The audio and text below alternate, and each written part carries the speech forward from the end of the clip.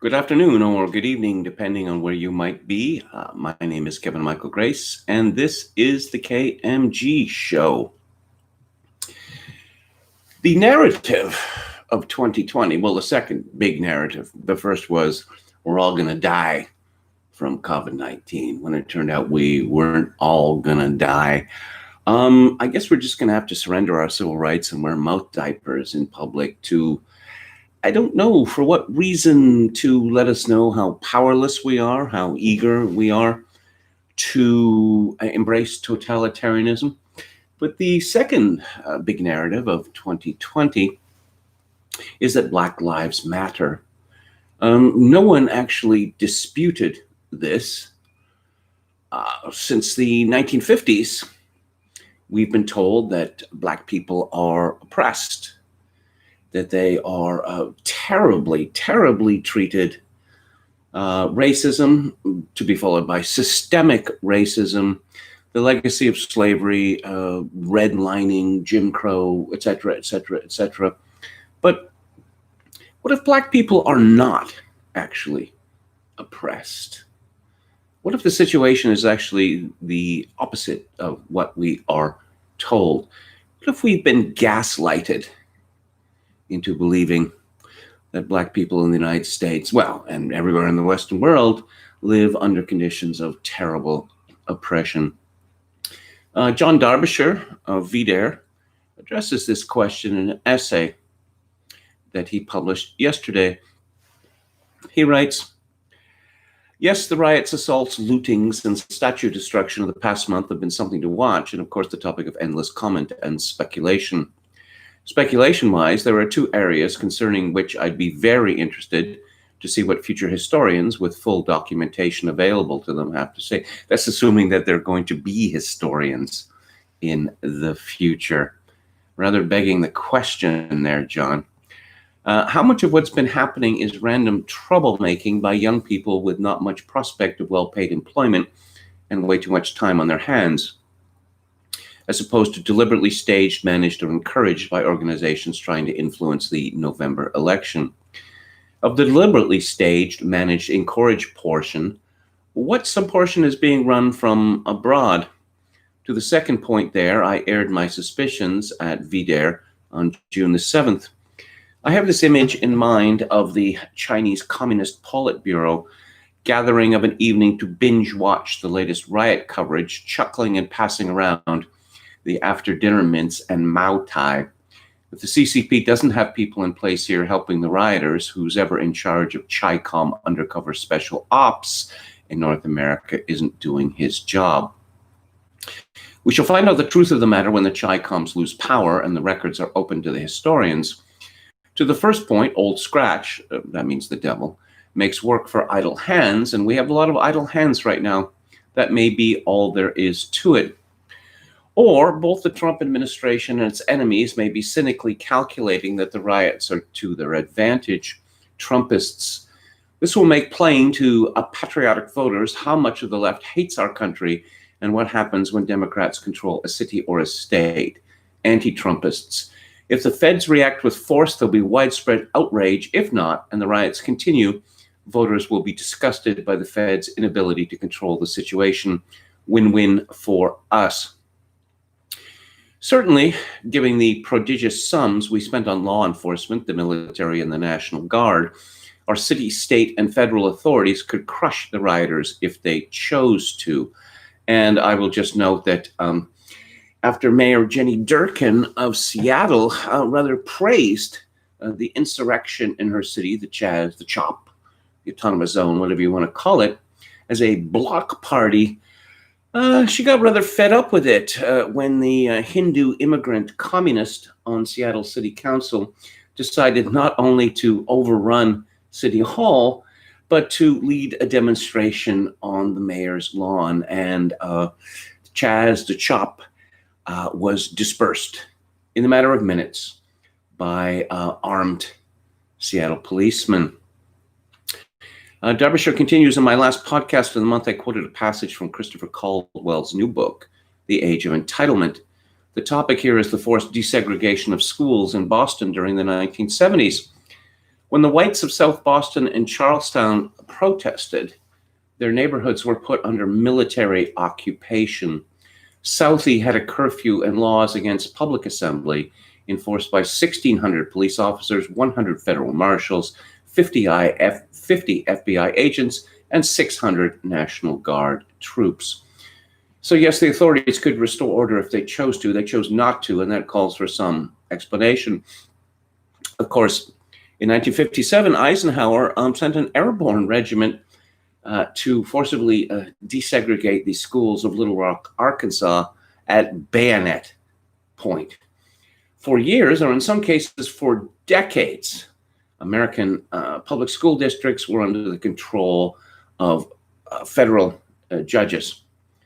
This tells me that the oppression narrative is completely bogus. But let's continue with Derbyshire. It's anti-white all the way down. But wait, isn't it all to do with blacks with their mistreatment at the hands of police? Black lives matter. So far, I haven't seen anything to disturb my basic template of cold civil war. Two big groups of whites at angry loggerheads with each other, blacks recruited as auxiliaries, allowed onto the battlefield when convenient for some opportunistic looting and white beating. None of the whites on either side much caring what blacks think or say. Surveys of this month's protesters back me up. Pew Research has come up with some numbers. Though recent protests and riots have been centered around racial tensions with law enforcement, only 17% of protesters have been black. Note, 13% of the American population is black, while 46% are white, 22% are Hispanic, and 8% are Asian. I'll admit I suffer from a mental block here, though. I simply cannot connect with the narrative about blacks being oppressed by white privilege. Black Americans seem to me to be the spoiled, pampered pets of our nation. For decades, they've been accumulating favoritism, preferences, and privileges. Black non-entities are wafted up effortlessly into positions of authority on thermals of white guilt. We just recently had a two-term black president with blacks well represented in the cabinet, attorneys general, DHS, education and transportation secretaries, UN ambassador, law enforcement. An actual majority of police chiefs who show up on TV news segments are black. Black perps are given endless breaks by the criminal justice system, 103 in one recent case locally. Our courts are chock full, I think that's the right expression, of black judges, black DAs, and black prosecutors pushing for anti-white outcomes. Some of the worst rioting this month was in Minnesota. The attorney general of that state is a black Muslim social justice warrior. Oppression? Excuse me? And as much as black lives may matter to white protesters, they don't seem to matter much to actual blacks, judging by this stupendous black homicide rate, at least 8 times the white rate, and most of the victims themselves being black. In the last week of June, 6 children were killed by gunshot in Chicago. Of the 3 identified in news stories, 2, ages 3 and 1, were black. The third, 10 years old, was Hispanic. Nobody, black or white, seems to care much. The mob only comes out screeching Black Lives Matter when a white person can be blamed. The sentiment here is not pro-black, it's anti-white and those other whites, all the way down. Elite overproduction. A reader asked me what I think of biologist Peter Turchin's cliometric theory about elite overproduction leading to intra-elite conflict. 10 years ago, Turchin published an article predicting that matters would come to a head for the USA in 2020. As historical predictions go, that is remarkably accurate, and Turchin's been getting a lot of attention recently. Yes, the theory seems plausible, though I admit I haven't chewed through all the quantitative stuff. One thing nags at me, though. If the true conflict here is among underemployed, overeducated elites, why do the protesters all come across as so darn stupid? If I am an overeducated humanities major in despair of ever paying off my student loans, shouldn't I know who Ulysses S. Grant was? Why would I want to pull down his statue? The protesters all come across as so dumb, chanting their stale, coarse, meaningless slogans. No justice, no peace, Black Lives Matter, ACAB, FTP. They seem not to be able to utter a complete sentence without an F word in it. The females are screechy and hysterical, all emotion, no reason. their targeting of statues looks random. I get Turchin's point about intra-elite conflict if these protesters are representative of our elite or candidate elite classes, though all I can say is God help us. I would say in riposte to Derbyshire that, yes, it's true that these protesters are overwhelmingly stupid, but they are graduates of American colleges and universities, in some cases, some of the best. The fact is that education has been not much cop in the United States since when? I don't know, the 1950s, the 1960s? How long ago was it that American schools taught the classics, taught Greek and Latin? It's a commonplace that it's possible to graduate from an American university, even a top one, with knowing very little about the history of the world, the history of America, anything to do with literature or philosophy, etc., etc., etc. You get your credits and they give you a diploma. It's that it's that simple. What is the purpose of the university? The universities no longer have a purpose. As I've mentioned before, Clark Kerr, who ran the University of California in the 1960s, came up with this idea of the multiversity. And what that means is that the university is whatever you want it to be, which is very clever of him and the University of California, because what it means is that everyone should go to university, that everyone will benefit from going to university. Never mind that universities began to teach priests, and afterwards they were translated into institutions that taught an actual elite. One can hardly speak of university students as being an elite when anyone and everyone can go to university. But the important thing is that they believe themselves to be part of an elite. They look at their future. The job prospects are terrible unless they have well-connected parents. They typically owe $30, $40, $50, $100,000 in student loans, which they may never pay back. And they feel cheated because they went to university because, they were trained to become a member of the elite. And that is not going to happen. Derbyshire has a funny bit on something from the ancient world. One of the dumbest proposals in this ocean of dumbery has been to remove the statue of the Roman Emperor Constantine that stands outside York Minster, the Anglican cathedral that graces the city of York in the north of England. The advertised grounds for the proposal are, according to the Daily Mail, complaints about Constantine's links to the slave trade. That makes it sound as though the emperor were supervising the transportation of blacks across the Atlantic to the New World in the 4th century AD. Probably the illiterate morons who are driving this current wave of iconoclasm think that he was actually doing so. I doubt the average BLM activist could place the Roman Empire in the correct millennium. It's true that slavery was a fundamental feature of Rome's society and economy. It wasn't particularly race-based, though, and the Romans, who certainly knew about blacks, seem not to have nursed any strong feelings one way or the other about them. I dare say if you'd asked a Roman, he would have agreed that yes, black lives matter. Constantine's connection with York is that he happened to be in that city campaigning against the Picts of what is now Scotland when his father died and the legions proclaimed Constantine emperor. The reason for his statue being at the Minster is that he was the first Roman emperor to embrace Christianity. Bertrand Russell got a quip out of this. He was appointed professor of philosophy at the City College of New York in 1940. Before he could take up the position, though, church leaders in the city, Catholic and Protestant both, demanded that the appointment be annulled on the grounds that Russell was alien and immoral. He was an atheist and a freethinker and had expounded his views in books. There was an almighty fuss, and the appointment was annulled at last. Russell reacted thus. Old York was the first place where Christianity was the state religion, and it was there that Constantine assumed the purple. Perhaps New York will be the last place to have that honor. Cute, but he was playing fast and loose with the dates there. It's true that Constantine was proclaimed emperor at York, and it's true that he embraced Christianity. The second thing happened 30 years after the first, though, when Constantine was on his deathbed in present-day Turkey, 1,700 miles from York.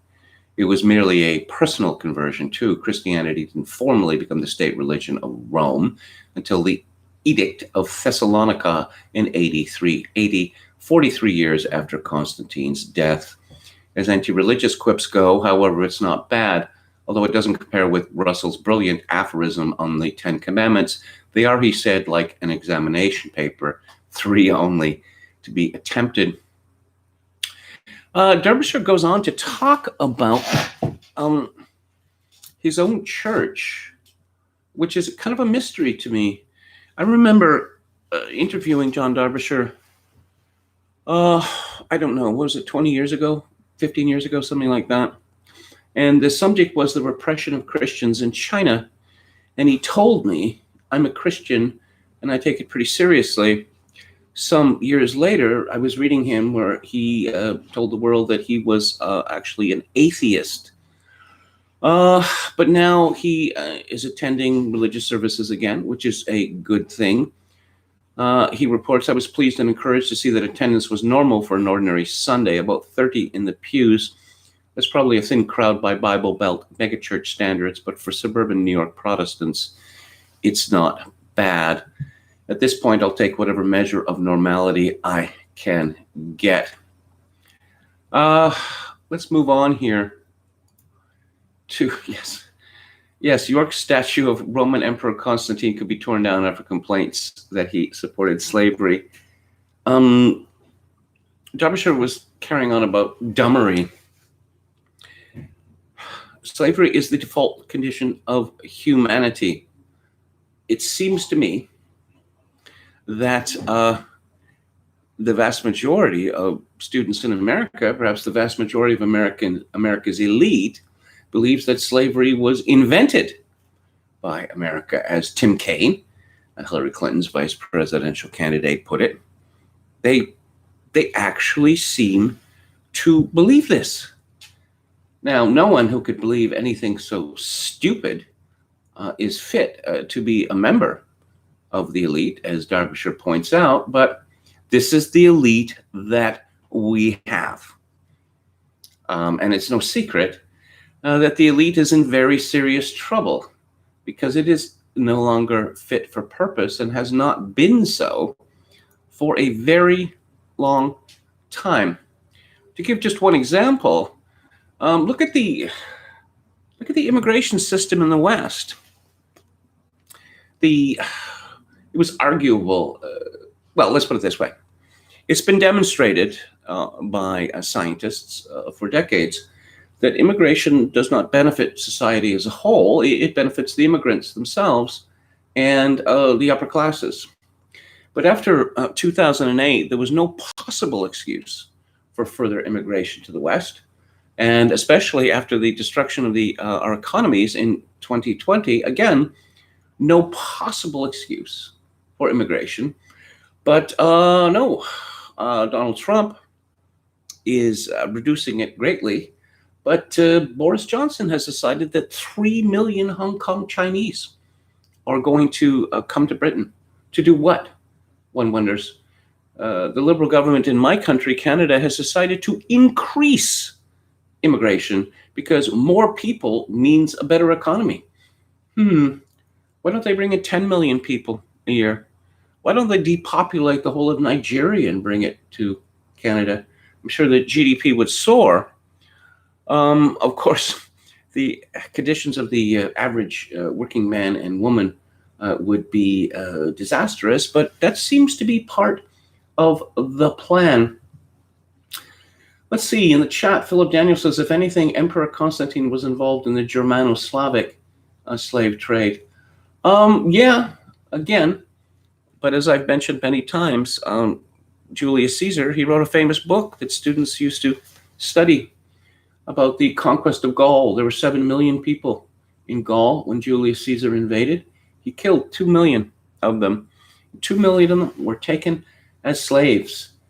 And those are hella white people, as the young people might say. Okay. All right. let's see what else is in the chat. Le Comte Brea says, I just got home making dinner, T-bone, wine, and top radio. Life is good. I'm glad to hear it. Chogokin666 says, luckily my meatloaf does not require a hard drive. Yeah, it's curious about that. I've noticed with young people that a great many of them do not know how to prepare food. If it's more complicated than sticking something in the microwave, they literally do not know how to do it. I was alerted to a trend about a decade ago, and I could hardly believe it, actually a little more than a decade ago, that those ramen noodles, which are popular amongst students and other poor people. Well, I found out that school children were eating the ramen noodles raw. Yeah, that's right. They would just break off chunks and stick them into their mouths and chew on it, notwithstanding that you're going to cut your mouth up quite badly. And I've had occasion to speak to a young person, a relation of mine, saying it takes 2 minutes to cook. And you add the little flavor packet there, and then you have something that resembles an actual meal. But no, apparently that was too much work. Walrus Libertarian says, I dated an international relations graduate who thought only white people ever had slaves. There's a lot of it about. Chogokin666, so they arrested pregnant gun lady and her husband, fired him as well. I think we're all alone here. But did they wear kente cloth? Did not the Ashanti trade in slaves? Yes, of course they did. They were the slave masters. They had an empire which was constantly expanding, in the late Middle Ages. And then they found out that the captured members of the other tribes were very useful to them because they could trade them to the Portuguese for guns and brandy and the like. Let's see. True KMG, it's a big problem with women. More women than men in their 20s know how to cook. Well, yeah. I mean, let's say you're cooking a steak. I mean, you buy it, you take it out of the package, you throw it in a frying pan. There's other ways to cook it, of course, but you can cook it in a frying pan. That's pretty simple. And you'll probably botch it the first few times, but then you learn through trial and error the proper temperature and length of cooking time. And then you can take it out of the pan and say, hey, presto, I made a meal for myself. But I don't know. Perhaps the younger people we know that they're easily disappointed. And perhaps they look at a piece of meat on top of styrofoam wrapped with saran wrap, and they just despair. Apparently, older generations could do something with this, but no, it's beyond us now. National identities are so 19th century, says Andrew B. Well, yeah, I was saying that Canada's flag, its generic Pearson pennant, was deliberately designed not to have any national or racial symbols on it, unlike the old flag, which noted the contributions of the British, Scottish, French, and Irish in the making of Canada. Can't do that. Can't do that anymore because there'll be some people who are left out. Metal Mike says 1 hour in the oven after defrosting meat is all it takes. Heck McNeck says, my family were all Dust Bowl refugees from Arkansas. Dry ramen is the food of my people. William Hicks says, that's nothing compared to Captain Crunch. Guaranteed to gain a fresh new palate. There's nothing like the taste of blood, milk, and peanut butter. If you grow up in Canada, where all the food packaging is bilingual, you will perhaps know Captain Crunch as Capitaine Cruche. Yeah. Let's move on. Let's move on here. Oh, and the subject of history. Jim Kunstler, of course, is interested in this, but he's an old man, as I am. We've learned that history is not just bunk, as Henry Ford said, it's meaningless. It has no possible relevance to our lives today. And now I'm going to tell you why Black Lives Matter is a hustle and how it came to this. Here is an opening to that honest conversation about race that everyone's been pretending to ask for. That's been a hustle too so far, because when anyone actually ventures to launch it, the cries of racist shut it down. The BLM hustle has turned into a violent insurrection supported by a body of bad ideas geared to driving the nation insane. The action on the ground is like the Jacobin phase of the French Revolution, seasoned with the murderous derangement of Mao Zedong's Cultural Revolution. As biologist Brett Weinstein said in his podcast last week with linguistics prof John McWhorter, if you attempt a Maoist takeover of the US, you'll get a civil war. Well, there is an attempt at a Maoist takeover of the US, but currently only one side is fighting. But back to Kunstler. What we're seeing in the looting and burning, the canceling of careers and lives, the toppling of statues, and the attempt to rewrite history, the pathetic obeisance of political leaders to raging mobs, and the lives lost in senseless acts of violence is the unfinished business of the civil rights movement. That business was the full participation of Black citizens in American life.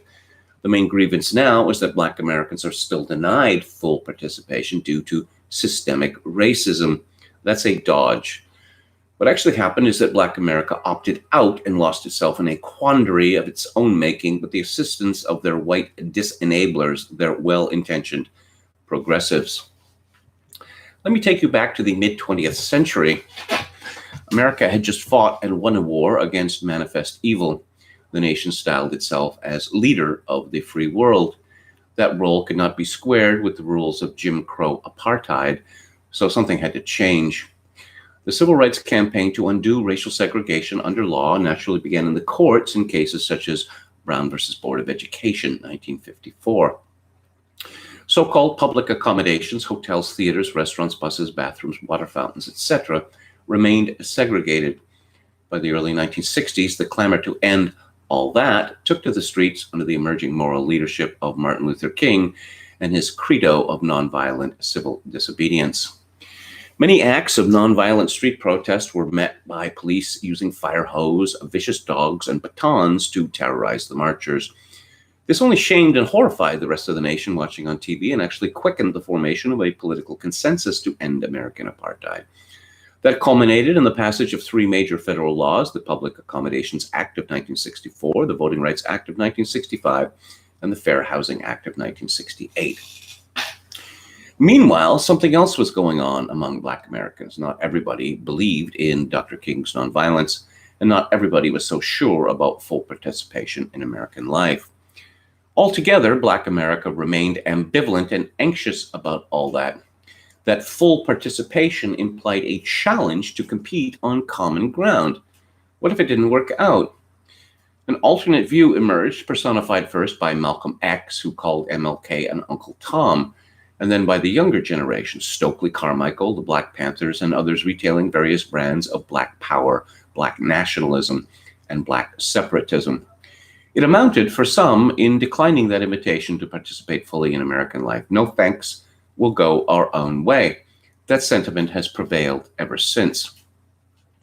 So the outcome to all that federal legislation of the 1960s turned out not to be the clear-cut victory like WW2 that liberals and progressives so breathlessly expected.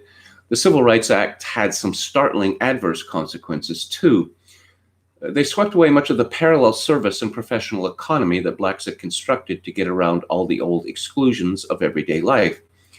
With that went a lot of the Black middle class, the business owners especially. In its place, the liberal and progressive government provided public assistance, a self-reinforcing poverty generator that got ever worse, especially in big cities where deindustrialization started destroying the working class job base beginning in the 1970s. The catch was that Black America did not ask for or demand an end to those poverty-generating welfare programs. Rather, they objected loudly to changing them. It was, of course, and unfortunately, a form of addiction. How did white liberals and progressives react to all that? Increasingly with shame, disappointment, consternation, and amazement that the civil rights campaign had worked out so imperfectly. Despite all their idealism, American life had not become a nirvana of equality, fraternity, and amity. In the most troubled places, the urban ghettos, the statistical markers of out-of-wedlock births, crime, drug use, failure in school were getting demonstrably worse year by year. It was embarrassing, confusing, galling to the sociology professors, the congressional staffers, the school boards, the media pundits, the arts community, the literati, the clergy, really everybody who had hoped to right all the wrongs of history in their lifetime. The solution was multiculturalism and diversity. These credos declared that a society didn't require a common culture, a consensus about behaviors, manners, and values. Multiculturalism and diversity provided a rich repertory of rationales for moral grandstanding, not to mention countless well-paid jobs, administering institutional policy without requiring anything of anyone. But contrary to good intentions, once again, that didn't work. It only increased friction between groups of people and induced more failure. For example, the language problem. Black children in the centers of poverty were not learning how to speak English coherently. Their poor language skills were arguably a greater impediment to success in school and in adult life later on than the color of their skin. Yet the dogmas of multiculturalism and diversity militated against fixing that. And of course, it is still a deep taboo to broach the subject.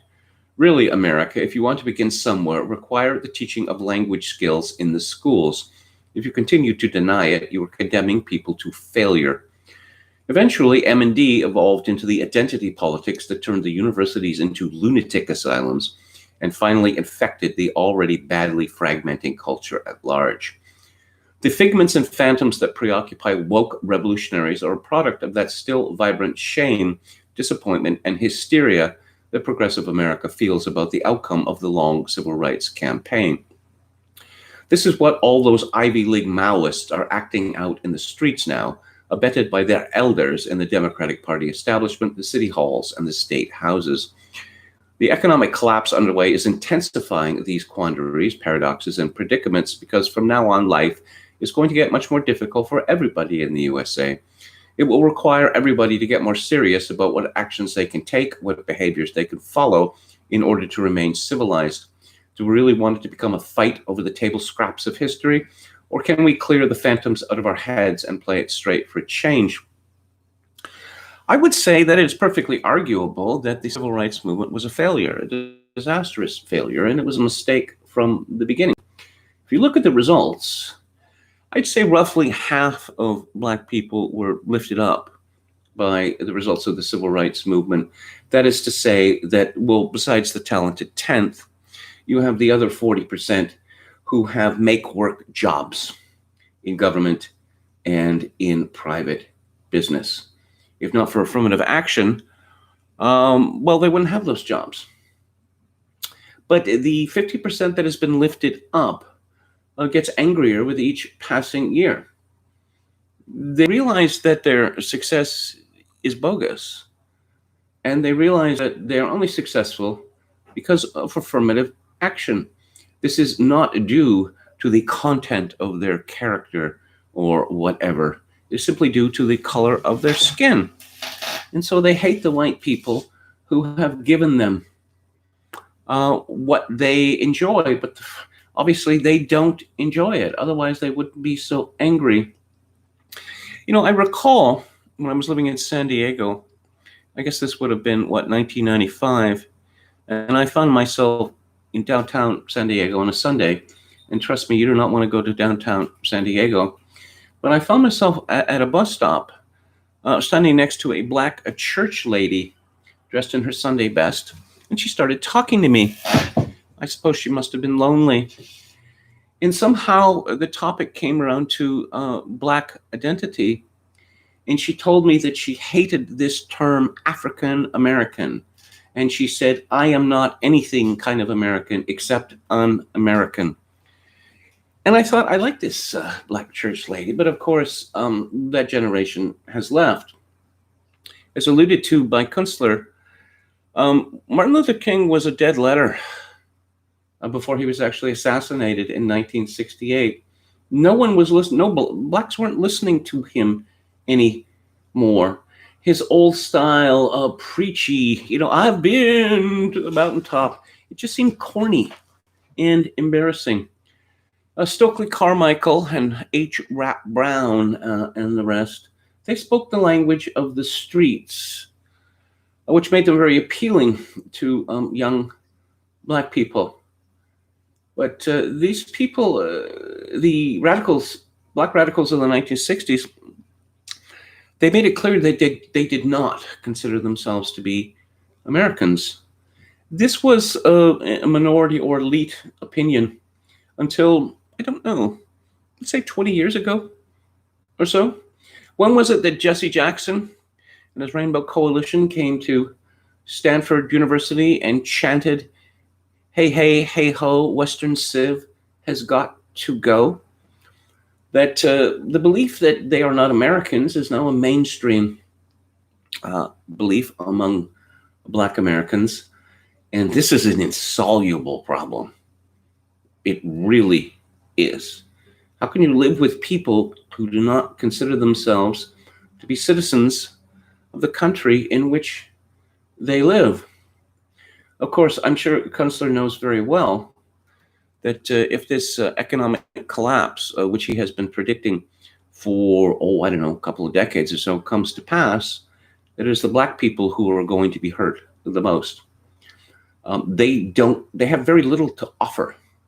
As I say, they get, besides the talented 10, but the rest of them, they get jobs based on the color of their skin. And if push comes to shove, those jobs won't exist anymore. Oh, I came across this Jane Goodall on conservation, climate change, and COVID-19. If we carry on with business as usual, we're going to destroy ourselves. And I thought, this is a woman who decided to abandon humanity and live among savage animals. She's a nut, a kook, a weirdo. Why would anyone listen to such a woman? There was a movie, there was another nut kook weirdo called Diane Fossey, and there was a movie made about her starring Sigourney Weaver. The movie did not mention the numerous abortions that Diane Fossey had, because abortions are messy, creepy, But I thought, yes, of course, live amongst the apes. But when life sprouts within your very body, will you have to kill it? Again, why would anyone listen to such a person? Happy Independence Day in advance to my American friends. Alex Berenson writes, "Attention citizens, your Department of Pandemia reminds you Virus Day is coming. We have so much to celebrate this year. We will be together 6 feet apart, smiling behind our masks and free in our lockdowns. All who disagree may report to isolation on July the 5th.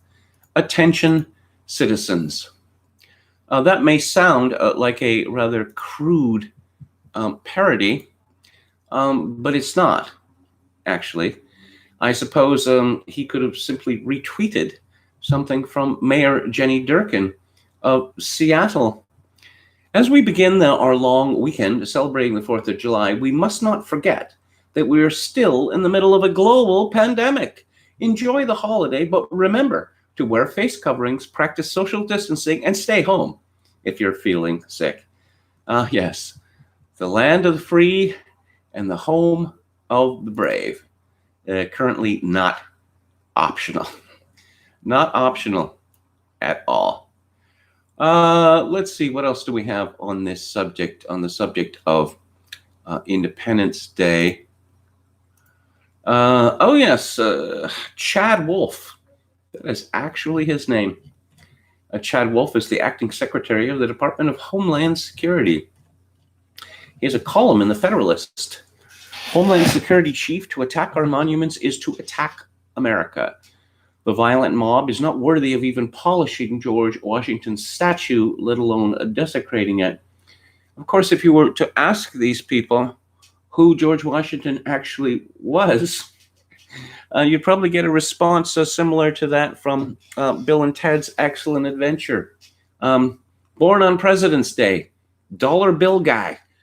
Although I wonder whether the current university graduates could come up with even those two attributes of George Washington. Chad Wolf writes, this weekend we celebrate the birth of the greatest enterprise in the history of mankind, the United States of America, and our ancestors' brave decision to fight for their freedom from British oppression. You know, as I pointed out, the oppression that the colonists suffered under George III was as a paradise compared to the oppression that Americans now live under from the federal government, state governments, and civic governments. That fight was led by George Washington, but sadly the mobs of violent protesters who recently debased statues of our first president and founding father despise him and the nation he built. Wolf goes on to give a little history lesson about the War of Independence, or the American Revolution, as some style it. He writes that Washington's role in shaping this country is precisely the reason so many hate him and want to expunge our cities of this champion of liberty. In Portland, Oregon, a violent mob recently draped an American flag over the face of a George Washington statue, toppled it, and set it on fire. No American should loathe the man who ended monarchy. No decolonizer should diminish the first and most successful revolution against colonialism. They even threatened a 19th century statue of Abraham Lincoln that was dedicated by abolitionist leader Frederick Douglass and financed by donations from freed slaves. These heroes ended slavery and knew racial oppression more intimately than modern-day rioters do. Their only crime is not submitting to the standards of the woke mob, sometimes more than 100 years after their time. I guess it was in the 1980s that it was decided that America must have a national holiday in honor of a black man. And sadly, Martin Luther King was chosen. He was a dull, sullen, angry man. He was an orgiast, a plagiarist, and an aider of abettor of rape. Far better it would have been for America to have a, let's see, a Douglas Washington Day, a Washington Douglas Day, after Frederick Douglass and Booker T. Washington, who were both great men and good men. But sadly, that route was not taken. This is from the Washington Examiner. Oh, just an hour ago, you got the wrong Karen. Are white women allowed to go out in public anymore in the United States? It seems to be getting to the point where it is dangerous for them ever to venture outside their homes. Protesters plan to storm Washington, D.C. over Independence Day weekend with protests and demonstrations. Activists in the most high-profile of these events plan to protest the Emancipation Memorial in Lincoln Park. The memorial, which leaders of the local collective, the Freedom Neighborhood, claimed they would topple last week, has become a subject of national interest, with many people making a case both for and against the statue. Glenn Foster, the leader of the Freedom Neighborhood, what a childish name, has prompted multiple protests against the memorial set for the days surrounding July 4 weekend. In some of his material, he celebrated the fact that on Tuesday, the Boston Arts Commission voted to remove an identical copy of the statue, which depicts Abraham Lincoln freeing the slave Archer Alexander from public display. The job is almost finished. Let's get it, D.C., Foster wrote in reference to his efforts to remove the memorial.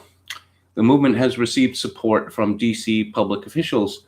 Shadow Representative Eleanor Holmes Norton on Thursday introduced legislation to have the statue removed from the park and placed in a museum. D.C. Mayor Muriel Bowser said last week that she would be open to having a reasonable conversation about the statue's future.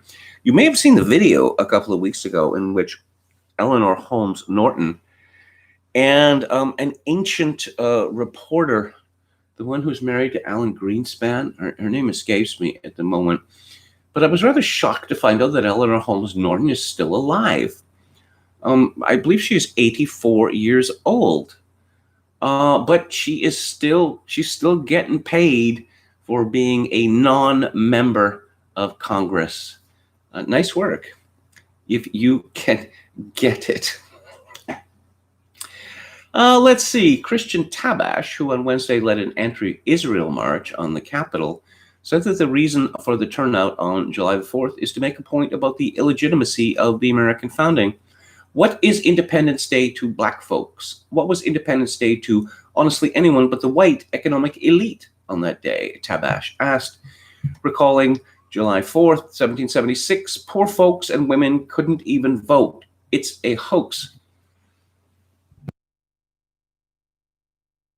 Mock such people, but you mock them at your peril. Mikhail Gorbachev, who became leader of the Soviet Union in 1985, decided that he was going to proceed with perestroika and glasnost.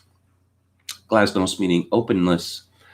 Of course, the Soviet Union and its leaders had been extolled from the very beginning. The Soviet Union was the most noble experiment, if you will, in human history. Perfection had not yet been achieved, but it was getting closer every year. And the Russian people were not allowed to speak openly about the history of their country. And then they were. And suddenly it was just a fire hose of hatred. Essentially, and excuse my crudity, essentially the Soviet Union, they said, was a shithole and had always been a shithole. And guess what? The Soviet Union did not survive another 6 years. It is impossible for a country to be maintained if a substantial number of its citizens believe that it is illegitimate and always has been illegitimate. And of course, we pretty much got to that point in Canada. It's much further along than in the United States. Apparently Canada, it used to be just boring. Now it was evil. It's evil, and it always has been evil. Well, as I've been warning for, a quarter of a century, if that's the case, that when a government asks for sacrifices from its people, they are not going to get them. Oh, so you got the wrong Karen. Okay. Who exactly is Karen? Is it the person you're filming in order to shame her, or is it you for recording her in the first place?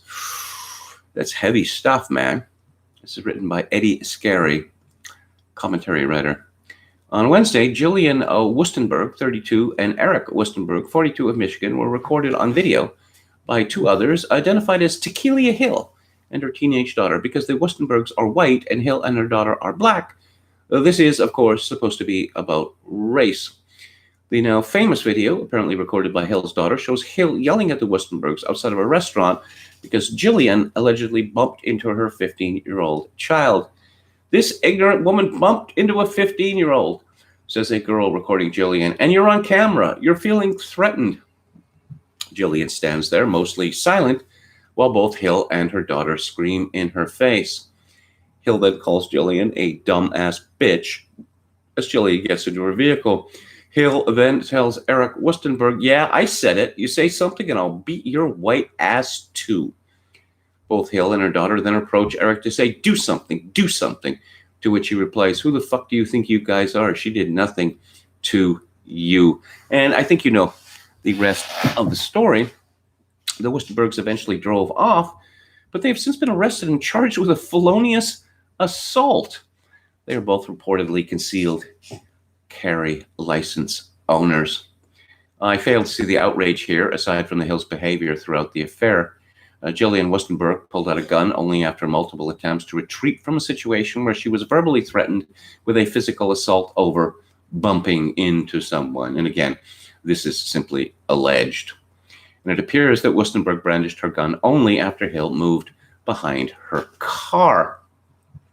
This was over an alleged bump, likely an accident, at a restaurant that, according to the new rules, merited threats of physical violence and public allegations of racism. I think the physical violence is more important because apparently if all white people are racist, then telling white people that they are racist, this is, okay. I knew that already. Again, the lesson, as I pointed out yesterday, is A, B, A. Always be avoiding. You do not want to get yourself into a situation where you have to squeeze, let's say, through a doorway with these people because of the potential that you will be accused of something. And to be accused of it is to be found guilty. So always be avoiding. Let's go back to the chat, see what's going on there. This Karen is smart. Josh Randall, Animal House versus the Blues Brothers. That is an easy one, Animal House. John Landis, he directed Animal House. I don't know that he had much to do with the direction of the film, frankly. You had Harold Ramis and other very funny, clever people involved. The Blues Brothers is completely over the top. And any movie with Dan Aykroyd in it is almost unbearable because he is such a nerd. And you see this going back to his tenure on Saturday Night Live. You notice that everything he does, he introduces this nerd speak into it. Oh, like in the Blues Brothers, he's going to tell you all about this is a cop car and his year and all the shocks and the struts and all the rest of it. He just can't help himself. Let's see what else we got here. Ironically, the mob is chock full of neo-black Union soldiers. Metal Mike, Mr. Robinson's Freedom. Neighborhood. Andrea Mitchell. Yes, that's the name. And I was rather surprised that Andrea Mitchell is still alive as well. Some trans person, I don't want to misgender this person, some very strange-looking, very thin white man in a dress attempted to assault Andrea Mitchell and Eleanor Holmes Norton. Who knows why? I suppose they gave off the impression of being part of the elite, being in power somehow, which of course they are. And I believe a black guard or policeman managed to deflect the assault. One of them said, "Where are the authorities?" Oh, I see. You do want the police, do you? When it's your ass that's in danger? How about that? William Hicks says, what about the impact of family dysfunction on perception of history if one has no continuity to one's own clan? How can he appreciate greater history of his society? That's a very good point. That's a very good point. But you notice that if you look at black naming traditions, I mean, it used to be the case that white people would choose names that were family names, names which had been, favored. Father, grandfather, great-great-grandfather, whatever. That was abandoned as women got control of this, and they decided that children had to have cute, adorable, unique names, which leads to the situation where, I don't know, there's like 5 million women called Michaela in America now. And of course, Michaela can be spelt in about 17 different ways. A generation before that, they would have named their children Michelle, but that's not exotic enough. But black people from the 1960s, 1970s, they started using Arabic names for some strange reason. I guess they hadn't heard about the Arab slave trade in black people, or they moved on to entirely made up names, and this is not good for them. Because, when they go to apply for jobs with names like this, their name condemns them.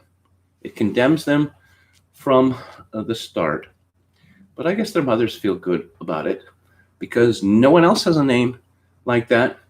You see, this is an attempt to divorce oneself from society. The blacks started it, but the whites took over with their Caden, Braden, Jaden, whatever.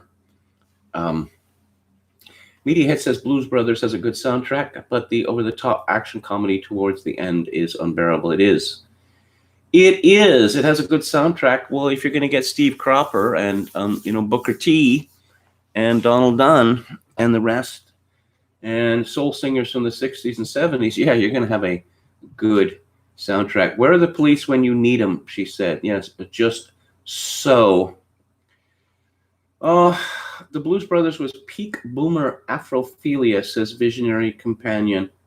Yeah, that's one way of looking at it. I was curious about the treatment of the nuns in the story. I would have expected it to be very much anti-nun, but it was pro-nun. Media Head says, yeah, I like the car chase in the mall and the scene with John Candy's car crashing into a semi-truck trailer, and he gets on the radio, hi, we're in a truck. John Candy is always good. A friend of mine years ago was talking about Steven Spielberg's Bomb. 1942, I believe it was. Steven Spielberg decided to direct a comedy. It did not do well. And his suggestion was the movie would have been much more successful if there was a column on the screen which gave you a running count of how much the movie cost up to that point. Like the Blues Brothers. Wow, how many cars are we going to destroy in this? And you can see it just, ticking up, up, up, up, up. You have a reason to, appreciate the mindless destruction. Hang on a second. Chisholongo says my name was a top 10 SS name, Social Security, I guess, in the year I was born. Most American name ever. Chad name and gay name, all inclusive, all American. Colin Colenso says protesters currently blocking entrance to Mount Rushmore. There's only one entrance. It's a very big place. Chogakin 666. Love Otis Redding's Can't Turn You Loose. Yes, Otis Redding, the king of soul. And I'll just say, oh yeah, you would say that. I bought my first Otis Redding record in 1968 when I was 13 years old. So I'm not some Johnny come lately. Yeah, Dan Aykroyd has his own blues syndicated radio show. It's like, wow, he's still milking his character, says Media Hits. He's involved with the House of Blues, which bought the Commodore in Vancouver. The Commodore was a dance hall going back to the Depression, and starting in the 1970s, it started to host rock acts, and I saw the Clash there. I saw the Talking Heads there. I could go on. It was a great place to watch a concert. And then Dan Aykroyd's House of Blues bought it, and it became a terrible place to watch a concert. I guess the last two concerts that I saw Supergrass there, and they put on a great show. So it was time to leave, and I was informed that I could not leave. Why not? They wouldn't really say. I assumed that they'd entered into some sort of agreement with the city of Vancouver such that they were only allowed to disgorge so many people at a time. I was forced. My girlfriend and I were forced to spend an extra hour there before we were let out. Then we went to see Chris Isaac, her choice, not mine.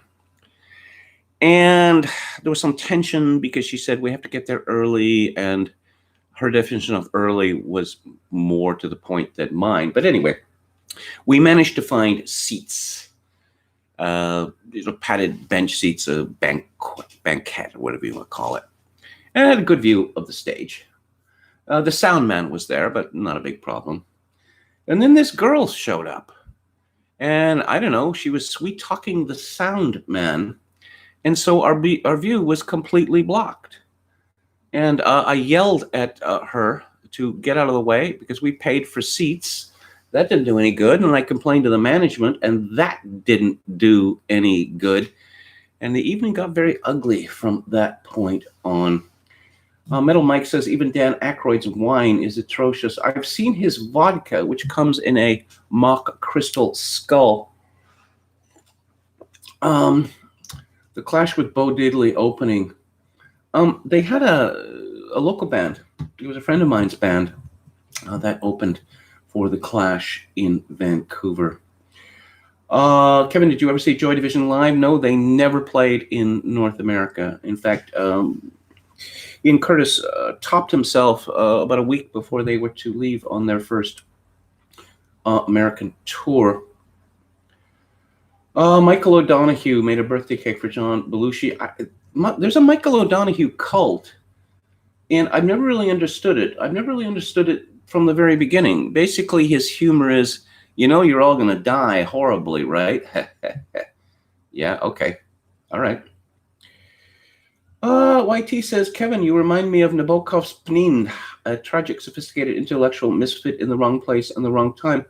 When I was a young man, I adored Nabokov. I read all of his novels. And then later, I decided I didn't adore Nabokov anymore. English, of course, was not his first language. He wrote in Russian, then in French, then finally English. There's this show-offiness to him that I find really off-putting. But Pnin is it seems to me, the most human of his novels. People complain that Stanley Kubrick neutered Lolita for the screen by only having one nymphette. That was an excellent decision, regardless of censorship concerns, because to be involved with one underage woman, you can make a tragedy out of this. If there's a number of them, as there were with Humbert in the novel, well, he's just a pervert, isn't he? And I suppose that the first Nabokov novel I read was The Defense, which is about chess. And then I realized that the chess player in this novel, that his great sin was that he confused art, that is to say chess, with life. And again, Humbert's great sin in Nabokov, in Lolita, is not that he's a sexual pervert, but that he has confused art with life. And he's attempting to recreate art in life, his own life. Okay, so let's go on. A nice piece from Michael Tracy in The Spectator USA. Black Lives Matter is a state-backed religion. Protest often feels inadequate as a characterization for the public exhibitions that have erupted nationwide over the past several weeks. The term protest carries a connotation of actions carried out in opposition to existing structures of power. Hence, you protest against forces that are arrayed against you, even if some municipal bureaucrat might have reluctantly granted you a permit. However, at least in many jurisdictions, events which were presented as protests should more rightly be labeled as something along the lines of state-backed demonstrations. For instance, in my otherwise sleepy hometown of Caldwell, West Caldwell, New Jersey, high school students organized what turned out to be an astonishingly large protest march. Notably, the students accomplished this feat with the complete cooperation and participation of community authorities, against which the youth of a previous era presumably would have rebelled. Parents, elected officials, school administrators, and even the police. It thus took on the appearance of an authorized civic gathering, almost like a 4th of July celebration or a Christmas tree lighting. At the request of the students, a police detective sang the national anthem, which made for a bizarre contrast with the legions of suburban white women in yoga pants, kneeling with their fists raised defiantly to the sky. Incongruous as the optics may be, these are, in a way, a new kind of state-backed demonstration. Of course, not every protest across the country has received such explicit state backing. One feature of this movement, if you can really call it that, is its astounding geographical reach, with demonstrations sprouting up even in the unlikeliest of regions. A map of recent protest-style actions in Pennsylvania shows events in even the most conservative rural portions of the state, apparently without much in the way of resistance. So there's clearly something extremely novel about this phenomenon, and we've only begun to scratch the sociological surface. Among the reasons why this still amorphous movement became so widely popular with such breakneck speed is perhaps because, in the eyes of many, it transcended mere politics. Many so-called protests took on features highly reminiscent of religion, collective worship, public confession, and requests for salvation, devotional poses and gestures, group prayer, the creation of a new pantheon of martyr figures to revere, and the adoption of liturgical rites and rituals. Children and teenagers have been encouraged to publicly repent for their sins, with the original sin being white privilege. Yes, I've been pointing this out for years, but the problem is there is no Jesus that is going to come along to save white people. So apparently we're cursed with this original sin forever. In the small town of Schwenksville, Pennsylvania, I witnessed a white teenager named Frankie wearing a sleekly designed Black Lives Matter t-shirt nervously stand before the assembled crowd, also overwhelmingly white, and proclaim, "Every single white person here today benefits from white privilege," to rousing applause. His solution for this alleged problem was heavily individualized. Each white person in attendance must take the personal initiative to learn about their privilege and ask themselves on a day-by-day basis how they can help. Now, there's also an element of self-sacrifice exhibited at these events, as when last Friday in Chicago, a white protest organizer announced white bodies are protecting POC bodies in this space. POC, eh? I have been told that POC is in fact a racist term because it subsumes black bodies in hiding them, as it were, within a larger category. We're supposed to say black, and as John Jarvis would say, blackity, black.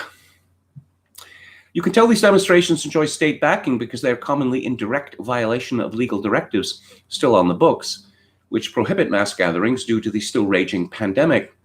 Not only have the demonstrations been permitted, they have been avowedly endorsed and participated in by the very elected officials whose orders nominally prohibit them. For example, Executive Order 2020-38, decreed by Governor J.B. Pritzker of Illinois, currently in effect bars any gathering of more than 10 people statewide. But on June 19th, Pritzker took part in a Chicago rally of far greater than 10 people, at which no social distancing was evident. Theoretically, he could be subject to prosecution for violating his own order. Needless to say, there were no exemptions in the order for Juneteenth commemorations. I have to say, with regard to Governor Pritzker, that he has demonstrated some bravery here, because due to his morbid obesity, he is exactly the sort of person for whom COVID-19 would likely be a death sentence. But as the joke goes, that COVID-19 is very much an anti-racist virus and wouldn't dare to infect any of the brave protesters. Let's see. He's talking about something at a church, at First Wayne Street United Methodist Church. Smoke bombs going off in the parking lot on the chaotic first night of rioting in the city. Fort Wayne is one of the many locales where riots unexpectedly broke out. Much of the downtown area remains boarded up. Subsequently, Cheryl Garb, who is the senior pastor there, made the very tough decision to install massive, unsightly wooden boards on the exterior of the church in order to protect the stained glass windows. I felt like if we did not protect the church and something happened, it would be another reason for people to criticize the movement. I felt like to have a church damaged could potentially be destructive to us addressing the issue of social justice. To diminish the eyesore, parishioners were encouraged to affix prayers on Post-it notes onto the boarded up church exterior. In-person services are still suspended, at least until next month, according to Garb, who has since retired. Sentiments expressed in the notes are mixed. One, clearly written by a child, reads, "Dear God, please help this bad cop be good, and please help George Floyd," misspelled, "have a good time in heaven." Another, this time clearly written by an adult, reads, "Stop this madness. Please pray for understanding and reconciliation, and for everyone to be accountable for their actions." This is from Campus Reform. Young Americans know nothing about the 4th of July. Most said America was a racist country, but couldn't answer simple questions about the country's Independence Day. Well, I don't know. I'm not surprised. Jay Leno had a comedy bit, going back decades, about talking to college students. Very simple questions. You know what? America had a civil war. When was that? We were talking about Animal House earlier. Just comparing ignorance then and ignorance now. John Belushi's character, Bluto, is considered to be a dummy. And we know this because he delivers an epic rant, which leads to which is the low point of the frat boys cycle. And it's all over. And he says, it isn't over until we say it's over. Did we give up after the Germans bombed Pearl Harbor? And someone goes to interrupt him. And what the head of the fraternity says, no, he's on a roll. And so he was. NFL's Washington team undergoing thorough review of indigenous slur nickname. This is ostensibly a news story from the CBC.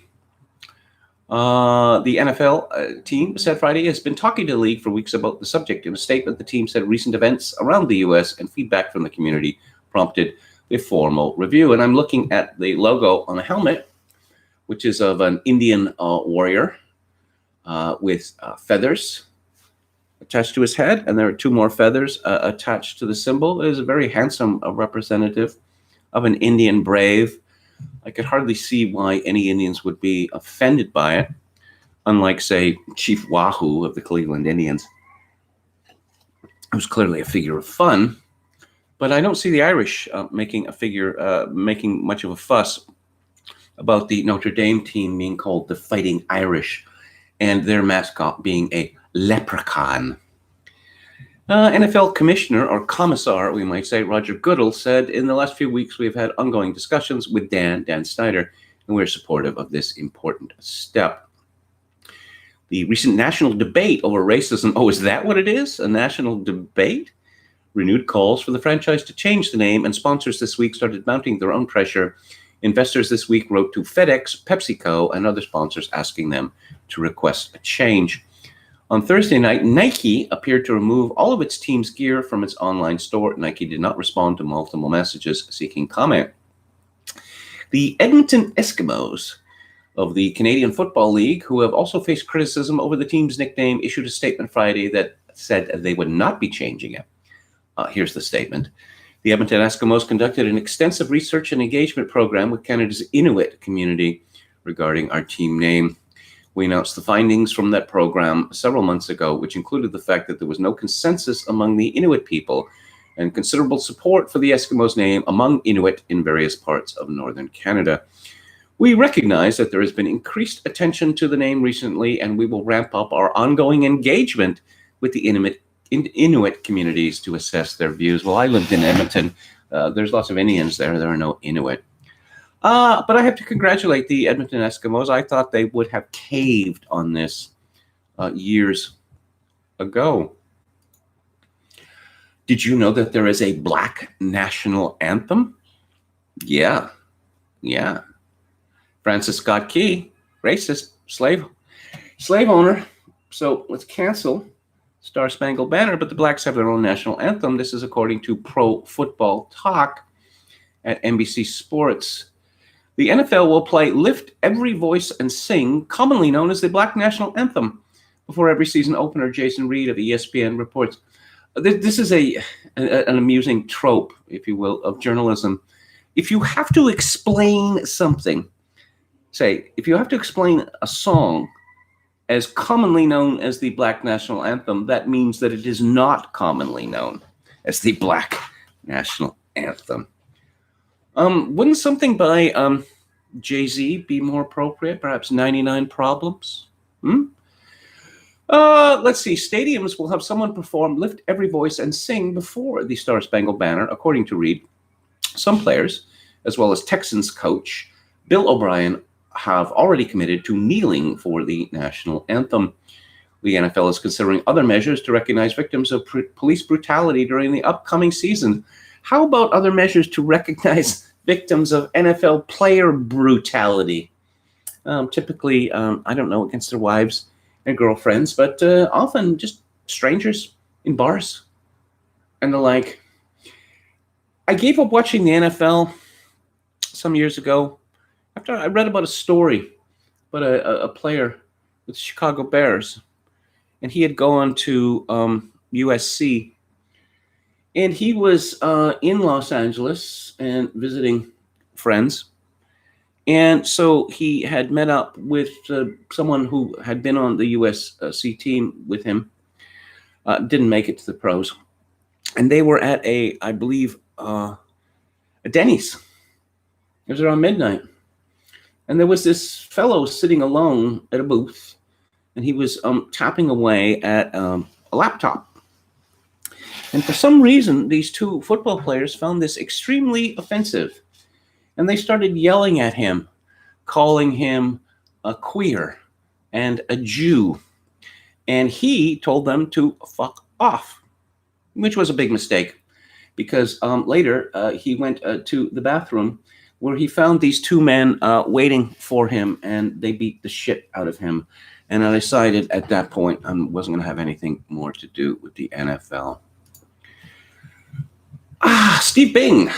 I don't know very much about this fellow, now deceased, except that he had a zipper problem, and he kept impregnating women, and including Elizabeth Hurley, which he denied, and then having to pay these women enormous amounts of money. And then he committed suicide, allegedly, a week ago or so. This is from the London Mirror. Tragic Steve Bing was urged to speak out what he knew of his pedophile pal Jeffrey Epstein's crimes. His late girlfriend's aunt had claimed. His late girlfriend's aunt.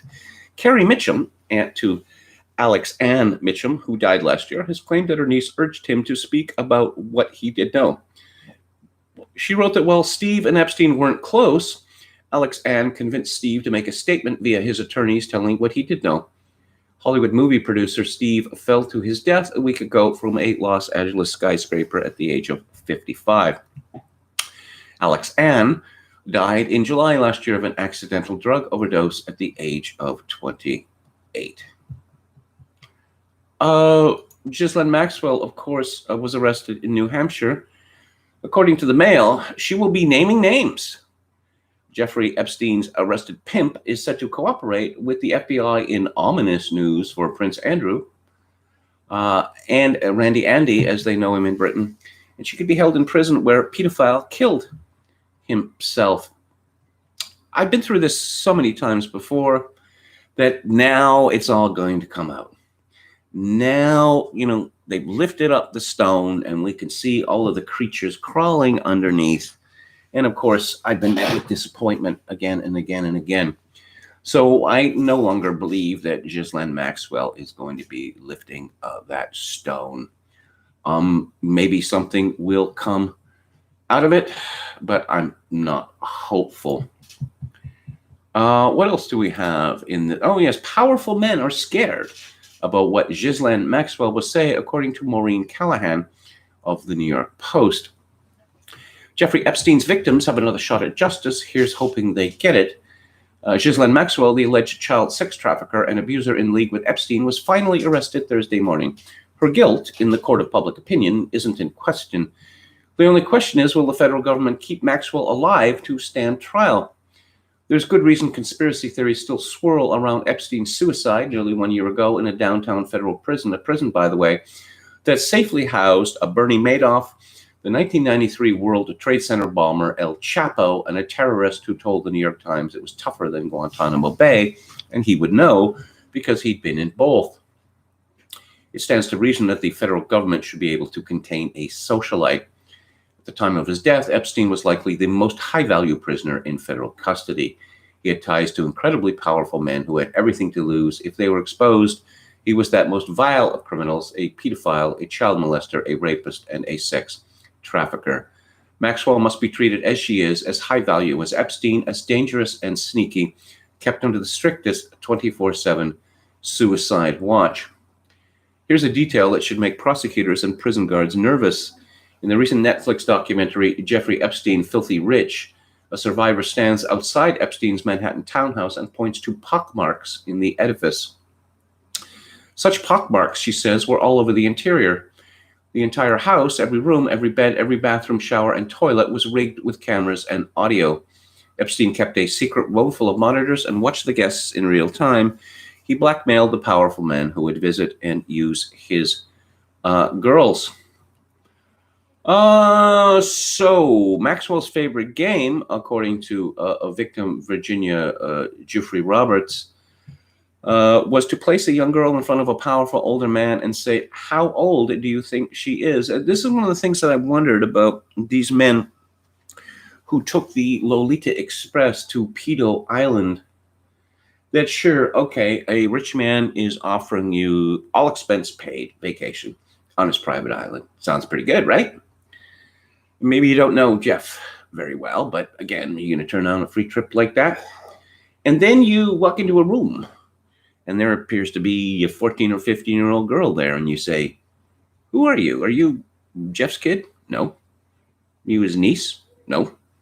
Well, who are you then? Oh, I just live here, she says. And then you think, oh my God, I've been compromised. There is no, I can't talk my way out of this one, because I was alone in a room on Pedo Island. I find out that's not what it's called, with a 15-year-old girl.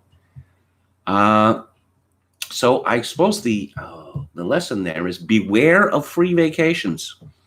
From the Daily Beast, Jeffrey Epstein's Madame Ghislaine Maxwell is behind bars. Who's next? Subtitled Pedophile Island. And there's a picture of various people here. Let's see. Oh, Alan Dershowitz declares the case against Ghislaine Maxwell far from over, tears into Epstein's accusers. I will point out that Alan Dershowitz visited Pedo Island many times. And Alan Dershowitz was Jeff Epstein's defense attorney and was responsible for the plea bargain in Florida in 2008, which, interestingly enough, was explicitly outlawed under Florida law. But I guess when you're Alan Dershowitz, those are mere inconveniences. Just a day after Jeffrey Epstein's alleged Madam Ghislaine Maxwell was arrested by the FBI, attorney Alan Dershowitz penned an impassioned defense of the British socialite that seemed to suggest he's rooting for her, noting in an op-ed for The Spectator that he and his wife had met Maxwell several times, always in the presence of prominent people. Dershowitz wrote, "We never saw her do anything inappropriate. We knew her only as Jeffrey Epstein's 30-something girlfriend. Now she stands accused of serious crimes allegedly committed a quarter of a century ago. Like every other arrested person, she must be presumed innocent." When people like Dershowitz use that phrase, it makes me suspicious, because presumed innocent is a legal fiction. If, everyone's innocent until they're found guilty, well, how come that people are allowed to come up to them and put handcuffs on them and drag them off to a cell and then demand, perhaps millions of dollars for bail, or perhaps you don't get bail? Isn't there supposed to be a presumption of innocence? As I say, it's merely a legal fiction. Several of Epstein's accusers have alleged that Maxwell was the one who recruited them and groomed them to be sexually abused by the financier and pedophile. She has also been accused of partaking in some of the sexual abuse along with Epstein. But Dershowitz claims two of the women featured in the docuseries who leveled accusations against Maxwell, and incidentally also accused Dershowitz of involvement in Epstein's underage sex ring, a claim which he has denied, have been making dubious accusations and should not be trusted. So everyone should keep an open mind about Maxwell, Dershowitz concluded. Oh, Elon Musk. Now, I have to say something about this, that it's a commonplace of conniving people to keep a black book. They they have the names and phone numbers, addresses, whatever, of famous people. That does not mean that they are intimately acquainted with these people, or even that they know them. And I think it's important that people understand this. This is from the Sun US. Elon Musk has denied knowing Ghislaine Maxwell after a photo showing them standing side by side at a party was widely shared online. It follows Maxwell's arrest. Maxwell and Epstein were known to be well connected, and photos have frequently shown, yes, we know all this. A photo circulating on social media shows Maxwell with Tesla billionaire Musk at an Oscars after party thrown by U.S. magazine Vanity Fair in 2014. Asked yesterday by an anonymous Twitter user whether the two were friends, Musk replied, "Don't know Ghislaine at all. She photobombed me once at a Vanity Fair party several years ago. Real question is why Vanity Fair invited her in the first place." That is a good question, actually. Responding to Musk, one user wrote, "They love to use this against you on conspiracy theory forums, but it sounds like Epstein was just trying to get his hands on you." In response, Musk wrote, "Pretty much. And he may well be telling the truth. I wanted to say this about his Pizzagate and the Epstein and Maxwell conspiracy theories. It doesn't matter whether they're true in the greater scheme of things. What's important is that so many people believe them. You know, I would compare them to all the talk in Russia, Tsarist Russia, about Rasputin. Now, we know Rasputin had influence with the royal family because of his alleged healing powers vis-a-vis their hemophiliac son. But the most outrageous rumors were very popular in Russia about just how corrupt the royal family was. And this was very significant in the revolution succeeding, because why would anyone fight to maintain a regime that was grossly sexually vile? And this Epstein stuff, Maxwell stuff, Pizzagate stuff, it eats away at the legitimacy of the American regime. Politico has a story. Tucker Carlson in 2024, the GOP is buzzing. His audience is booming, and so is the chatter that the popular Fox News host will parlay his TV perch into a run for president in 2024. Well, again, when the ruling class, when the elite can no longer put forward credible leaders, and therefore you have to have a Donald Trump step in, or perhaps a Tucker Carlson step in. Again, this demonstrates that the elite is ripe for collapse. That's the only way. That's the only way I can put it. You know, I like Tucker Carlson. One of the things I like about him was that his political philosophy has changed over the years. Most of these people on the right, let's see, what do you got? Free enterprise, the free market, something, Edmund Burke, something, Tocqueville, you know, that sort of thing. Oh, yes, Judeo-Christian values, whatever they might be. Carlson used to be, like, say, a cookie cutter, a conservative ink meat puppet, but he has actually thought about the condition of America and what should be done. So he has got my respect for this. I think that he is a black pillar. Well, he's obviously a black pillar, but again, you know, politicians are wont to say you don't understand the system, and there is some truth in that. You know, you consider what Donald Trump is attempting to do and how the whole of the establishment is violently opposed to it. You understand how difficult it is for him. This explains, again, why so many of his appointees have been busts. Because he needs to find people who, are assumed to be competent. And those people are assumed to be competent because they have served the ruling regime of the past. Imagine the trouble that he would be in if he openly tapped people with no experience. The We Group to stop running federal volunteer program, return funds already paid. This is the Kielburger brothers. The charity was founded by them and was announced as the manager of a $900 million federal program to pay students and fresh graduates for volunteer work this summer.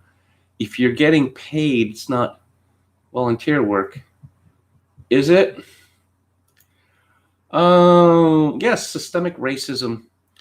Canada, of course, is systemically racist, but the most racist province of all is Quebec, we are told, because the Quebecois are determined to protect their language and culture, actually inviting millions of people from Africa, probably, and Haiti, probably not a good idea if you want to preserve your culture. But in any event, a Bloc Québécois leader, Yves-François Blanchet, personally blamed NEP leader Jagmeet Singh for fostering a divide on the topic of racism between Quebec and the rest of the country. After meeting with Quebec Premier François Legault, Blanchet told reporters that Singh characterized Legault as a racist because Legault wouldn't acknowledge that the province had a systemic issue, and that this created a divide around the discussions of racism between Quebec and Canada. Blanchet said he should look himself in the mirror and ask if he has created a serious social crisis and a serious divide. Good point. The Quebecois do not have much sympathy for people who wear turbans and are named a jugmeat, lecturing them about racism, and neither do I. Sikhism is a paramilitary cult of the Middle Ages in India. How these people ended up everywhere in the world and how they still keep up the 7Ks, it's a mystery to me, because this is deliberate rejection of whatever country that they come to.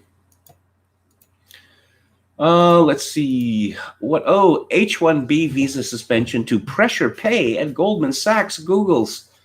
I could cry a bucket full of tears over this. Can you imagine the injustice of this?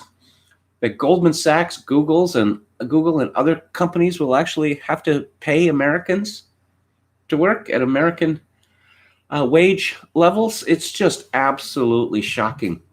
You know, when the richest people in the world are insulted like this, I just can't imagine. I can't imagine, why they would take it. There is only a finite pool of these super smart folks, says Anthony Keisner, partner at Odyssey Search Partners, Inc. With H-1B visas stopped, you could find technology firms now being more interested in tapping students without a computer science background who might previously have looked at finance, and who could find banks having to react to make sure those students don't get their heads turned. That will lead to pressure on pay.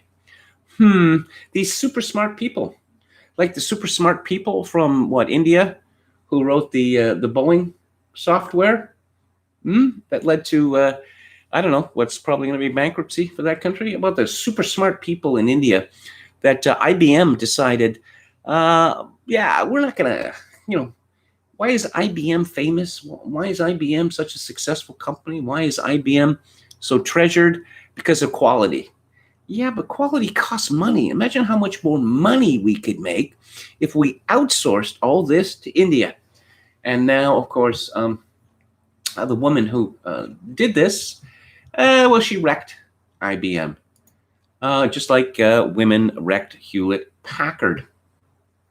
We keep being told that companies need more female CEOs and the like. I've yet to see the evidence that this is a good idea, although I'm told, I hear very good things about the Chinese woman who runs AMD. UBI. Brian Mulroney was talking up UBI. He was talking about, free trade and doubling Canada's population and bye-bye middle class. And perhaps we're on the way already. This is a story from Global News. After more than 3 months on temporary leave, Jake, a waiter at a restaurant in Southern Ontario, has just gone back to his job. But his return to work presents a dilemma that's likely familiar to many recipients of the Canada Emergency Response Benefit, CERB. It almost feels like we're being incentivized to make just under $1,000 a month, says Jake.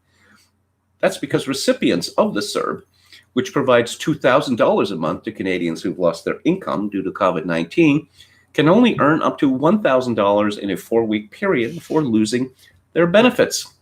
If they accepted even $1 more of work, they lose the $2,000 CERB benefit and are left with $1,001 to support themselves in their family.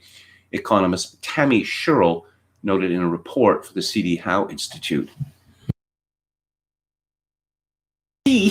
When UBI comes along, people won't have any families anymore because they can't pay for them. You'll have the 1% getting ever richer, and then you'll have a vast prole class. Of course, that won't stop the accusations of white privilege. Oh, no, it won't. And, Brian Mulroney is having a moment. Suddenly, this sleazy man is acclaimed all across Canada. Why? Because he's going to make rich people even even richer. Brian Mulroney fancied himself a conservative, a right-winger, when he was attempting to replace Joe Clark as leader of what was then called the Progressive Conservatives. And he would rant that Canada was becoming like Sweden, which is absolutely true, of course. And then when he came into office in 1984, he was, liberal, Tory, same old story. In fact, though, that Brian Mulroney was demonstrably worse than Pierre Trudeau, which is quite saying something. But the fact that he managed to get an apology from the RCMP, and then, oh yeah, money, cash money in brown paper bags. Oh, and I did have a business relationship with Karl-Heinz Schreiber, despite the fact that I said under oath that I didn't. But that's the Canadian way of people getting away with crimes. Let's move. I'm going to have a look at the chat here before I go to the book club. Brandon Smith, just like a woman wrecked Germany. A women wrecked Yahoo too. That's still around, is it? I guess so. I see their name. They host news stories on their site. Was Ireland a feudal state in the medieval ages? I have to browse up on that. I'm not an expert on that, or even know all that much. Did you hear about the president of Burundi, Pierre Nkurunziza, who died of a supposed heart attack just a few days after kicking out the WHO out of his country? No, I did not hear about that. Head McNack, Tucker Carlson isn't a black pillar. He's the voice of Cassandra with one main difference. People are actually beginning to heed his warnings. I read that his show a couple of days ago had the highest cable ratings ever. I suppose, if you want to compare him to Trump, he is obviously younger. He is more polite. He speaks better. But he has no experience running things. And Donald Trump had a lot of experience running things. John Miller says the big GOP donors are high on Nikki Haley, which would be a huge mistake for the party. Yeah, the Democrats aren't going to come out with this openly for obvious reasons. But, when these evangelicals find out that Nikki, or Nimrata Haley, is a Sikh, a pagan, in other words, I don't think that they take to that very well. Chad Chadson, our valiant moderator, asked, didn't Russia vote to extend Putin to 2036? Well, yeah, they put God in the Constitution, and they made it possible for Putin to rule until that time. They have elections in Russia. I can't vouch for how honest they are. I would choose liberty over free elections, free speech over free elections any day of the week. Aslan says Rasputin was a mystic. Yes, I dare say. He was also a voracious sexual pervert. YT Ghislaine died at a riot when a statue fell on her head. Yes, the ultimate ironic punishment. Okay, I'm not going to repeat this rumor from Media Hits about Marlon Brando and Francis Ford Coppola. Although I'm aware of Victor Salva. Apparently he's working in Hollywood again. Josh Randall, F-22 malfunctions and accidentally releases 500-pound bomb in Manhattan jail, regrettably killing Ghislaine Maxwell. Yes, the jokes. Now, again, this is the story of a regime which is in critical difficulty. Just look at the rumors about Hillary Clinton. And that is, widely believed that her and her husband routinely arkanside people, that they're serial murderers. It's not good. It's not good for the legitimacy of an elite when this sort of thing is talked about openly. Our book today is called After Virtue, which was first published in 1981, and it is by Alistair MacIntyre, who is a Scottish philosopher. He has taught at Brandeis, Duke, Vanderbilt, and Boston universities, and he is a permanent senior distinguished research fellow at the Notre Dame Center for Ethics and Culture. Now, the subject of this book is a very important one because, we talk about good and evil today. Of course, Black Lives Matter movement is all about this, that white people are evil, that so-called systemic racism is evil. But how do we know that that is the case? That the former pillars of moral philosophy they've been pulled down. It's been demolished. And we have, as MacIntyre points out, various competing theories. One would be utilitarianism, that we are bound to do what provides the most good to the greatest number of people. And I'm thinking, how did this ever get off the ground? Because utilitarianism can be used to justify any monstrosity. Utilitarianism could be used to justify Hitler's regime.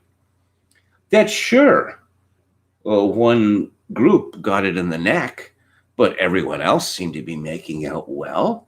So, obviously, objectively a good thing, right? And MacIntyre was influenced by Thomas Kuhn, and Kuhn wrote a book called The Structure of Scientific Revolutions, which it was about how regnant views in science change, not because anyone is persuaded by argument, no, because the people who hold a particular view die. That's simple. And it was obvious from the beginning that Kuhn's hypothesis had a global value, that it's useful to use it to examine all manner of disciplines, including philosophy. And this is one of the things that MacIntyre has done in Against Virtue, that you see these conceptions of the good, they have no grounding anymore. Let me give you an example. Let's look at abortion. That abortion is a good, a positive good, according to, say, Justin Trudeau, and he has said this. Well, because women want it, and women have control over their own bodies. Do they? Really? Because there's all manner of substances that women are forbidden to buy or consume, say. But no, and it would be cruel, apparently, to force a woman to give birth to a child. But it's not like pregnancy is kind of virus that you can get.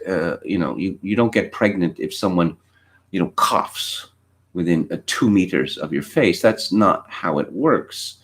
Women get pregnant because of sexual intercourse, which is overwhelmingly voluntary in nature. And actually the consequence,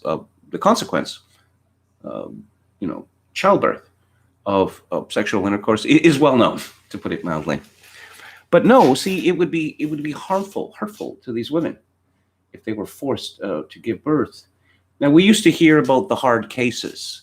We used to hear about, 13-year-old girls, or some woman raped by her father, or some 48-year-old woman who has, 10 children already, and her husband was a drunk who beat her, that sort of thing. But quickly, it just became an absolute position. You didn't need hard cases anymore. And in fact, this philosophy has now developed an interesting turn, which is that you now hear women say that the abortion was good for me.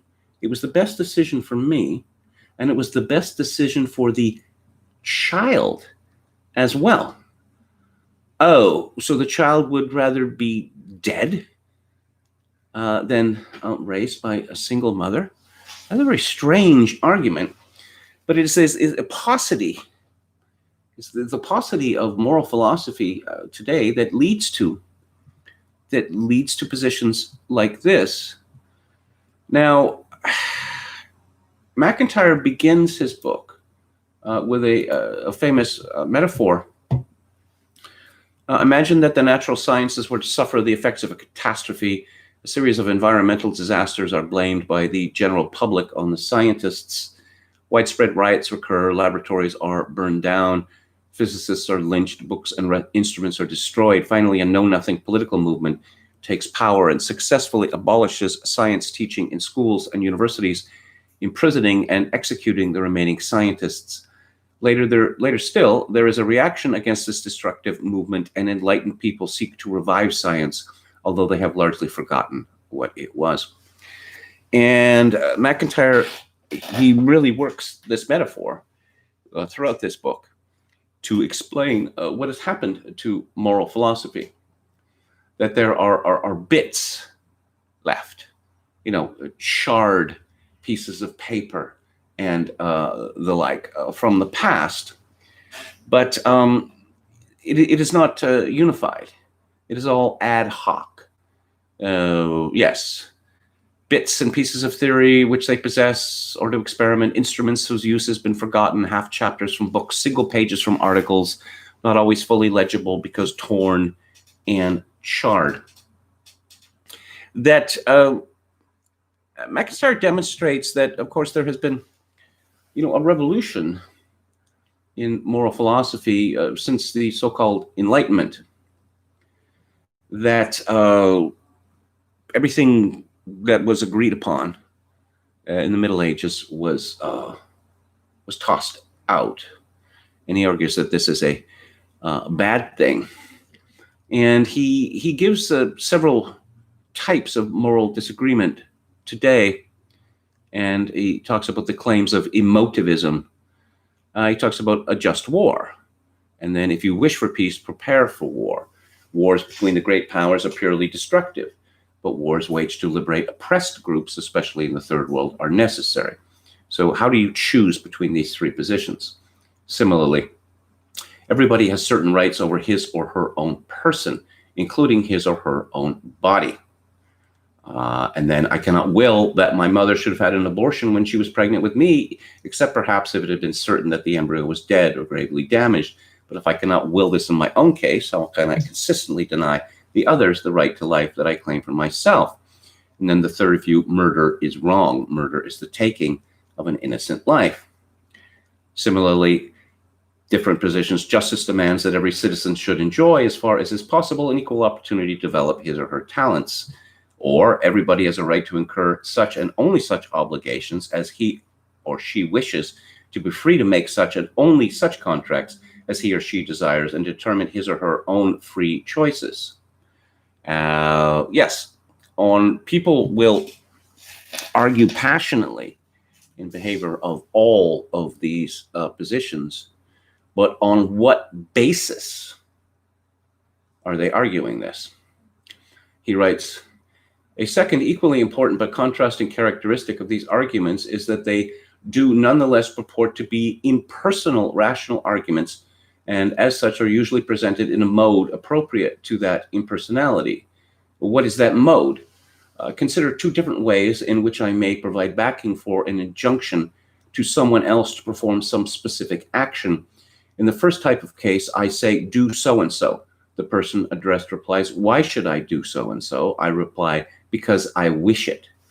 Here I have given the person addressed no reason to do what I command or request unless he or she independently possesses some particular reason for paying regard to my wishes. If I am your superior officer in the police, say, or the army, or otherwise have power or authority over you, or if you love me or fear me or want something from me, then by saying, because I wish it, I have indeed given you a reason, although not perhaps a sufficient reason, for doing what it is that I enjoin. Notice that in this type of case, whether my utterance gives you a reason or not depends on certain characteristics possessed at the time of hearing or otherwise learning of the utterance by you. What reason-giving force the injunction has depends in this way on the personal context of the utterance. Contrast with this the type of case in which the answer to the question, why should I do so-and-so, is not because I wish it, but some such utterance as, because it would give pleasure to a number of people, or because it is your duty. In this type of case, the reason given for action either is or is not a good reason for performing the action in question independently of who utters it, or even whether it is uttered at all. Moreover, the appeal is to a type of consideration which is independent of the relationship between speaker and hearer. Its use presupposes the existence of impersonal criteria, the existence independently of the preferences or attitudes of speaker and hearer, of standards of justice or generosity or duty. The particular link between the context of utterance and the force of the reason giving, which always holds in the case of expressions of personal preferences or desire, is severed in the case of moral and other evaluative utterance. The second characteristic of contemporary moral utterance and argument, when combined with the first, imparts a paradoxical air to contemporary moral disagreement. For if we attended solely to the first characteristic, to the way in what appears to be an argument relapses so quickly into unargued disagreement, we might conclude that there is nothing to such contemporary disagreements but a clash of antagonistic wills, each will determined by some set of arbitrary choices of its own. But this second characteristic, the use of expressions whose distinctive function in our language is to embody what purports to be an appeal to objective standards, suggests otherwise. For even if the surface appearance of an argument is only a masquerade, the question remains, why this masquerade? What is it about rational argument which is so important that it is the nearly universal appearance assumed by those who engage in moral conflict? This does not suggest that the practice of moral argument in our culture expresses at least an aspiration to be or to become rational in this area of our lives. A third salient characteristic of contemporary moral debate is intimately related to the first two. It is easy to see that the different conceptually incommensurable premises of the rival arguments deployed in these debates have a wide variety of historical origins. The concept of justice in the first argument has its roots in Aristotle's account of the virtues. The second argument's genealogy runs through Bismarck and Clausewitz to Machiavelli. The concept of liberation in the third argument has shallow roots in Marx, deeper roots in Fichte. In the second debate, a concept of rights which has Lockean antecedents is matched against a view of universality, which is recognizably Kantian, and an appeal to the moral law which is Thomist. In the third debate, an argument which owes debts to T.H. Green and to Rousseau competes with one which has Adam Smith as a grandfather. This catalog of great names is suggestive, but it may be misleading in two ways. The citing of individual names may lead us to underestimate the complexity of the history and the ancestry of such arguments, and it may lead us to look for that history and that ancestry only in the writings of philosophers and theorists, instead of in those intricate bodies of theory and practice which constitute human cultures, the beliefs of which are articulated by philosophers and theorists only in a partial and selective manner. The catalog of names does suggest how wide and heterogeneous the variety of moral sources is from which we have inherited. The surface rhetoric of our culture is apt to speak complacently of moral pluralism in this connection, but the notion of pluralism is too imprecise, for it may equally well apply to an ordered dialogue of intersecting viewpoints and to an unharmonious melange of ill-assorted fragments. The suspicion, and for the moment it can only be a suspicion, that it is the latter with which we have to deal is heightened when we recognize that all those various concepts which inform our moral discourse were originally at home in larger totalities of theory and practice in which they enjoyed a role and function supplied by contexts of which they have now been deprived. Moreover, the concepts we employ have, in at least some cases, changed their character in the past 300 years. The evaluative expressions we use have changed their meaning in the transition from the variety of contexts in which they are originally at home to our own contemporary culture. Virtue and justice and piety and duty and even ought have become other than they once were. How ought we to write the history of such changes? So you see how Kuhn has influenced his thinking here. that, oh, so and so, such and such a philosophy as advocated by so and so. Well, this is universal. Oh, is it really that this philosopher was not a man of his time, like every other man? And you see from this that you see how moral philosophy evolves to simply approving of whatever it is that we decide to do. Again, I'll use the example of abortion, that is now considered, very dangerous to even suggest that this is not a good thing, a positive good. And now, why is that? Well, because again, the philosophy has evolved to meet our selfish needs. This is a somewhat recondite book, but it repays close attention, and of course, rereading, consistent rereading. This is very much to the point. We all too often still treat the moral philosophers of the past as contributors to a single debate with a relatively unvarying subject matter, treating Plato and Hume and Mill as contemporaries both of ourselves and of each other. This leads to an abstraction of these writers from the cultural and social milieus in which they lived and thought, and so the history of their thought acquires a false independence from the rest of the culture. Kant ceases to be part of the history of Prussia. Hume is no longer a Scotsman. For from the standpoint of moral philosophy as we conceive it, these characteristics have become irrelevances. Empirical history is one thing, philosophy quite another. But are we right in understanding the division between academic disciplines in the way that we conventionally do? Once again, there seems to be a possible relationship between the history of moral discourse and the history of the academic curriculum. A spoiler for you, the hero of MacIntyre's book is Aristotle. He explains in one of his forewords to the book that, of course, Aristotle was the great inspiration of St. Thomas Aquinas, who was the greatest of the scholastics and who created a system of philosophy named after him, Thomism. MacIntyre explains that he was not a Thomist at the time that he wrote After Virtue, but he has since become a Thomist.